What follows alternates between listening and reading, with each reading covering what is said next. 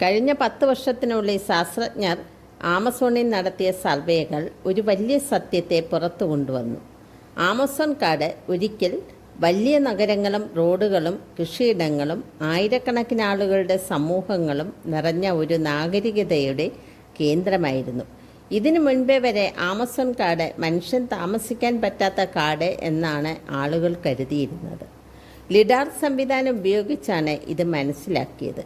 അതായത് ഹെലികോപ്റ്റർ അല്ലെങ്കിൽ ഡ്രോൺ മുതൽ ലേസർ കിരണം താഴേക്ക് അയക്കും. കാടിൻ്റെ മുകളിലുള്ള ഇലകൾ, മരങ്ങൾ എല്ലാം ഒഴിവാക്കി താഴെയുള്ള നീല ഭൂപ്രകൃതി കൃത്യമായി കണ്ടുപിടിക്കും. ആമസോണിൻ്റെ ചുറ്റും വലിയ കുളങ്ങൾ, ജലവിതരണ ചാലുകൾ, ഉയർന്ന നിലയിൽ കൃഷിത്തോട്ടങ്ങൾ. ഇത് പ്രളയം വന്നാലും കൃഷി തുടർന്നുവെന്ന് കാണിക്കുന്നു. 500 തൊട്ട് 1500 പഴക്കമുള്ള ഒരു സംസ്കാരമാണ് ഇവിടെ നിന്നിരുന്നത്. അതിനെ കാസറബിൾ കൾച്ചർ എന്നാണ് ശാസ്ത്രജ്ഞന്മാർ വിളിക്കുന്നത്.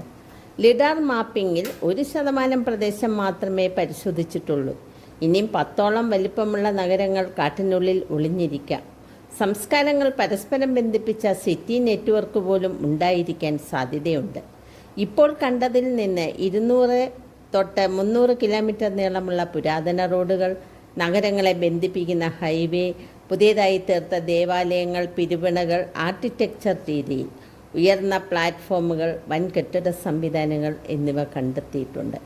ആമസോൺ കാട്ടിലെ പല പ്രദേശങ്ങളിലും മനുഷ്യൻ ഇതുവരെ എത്തിച്ചേർന്നിട്ടില്ല.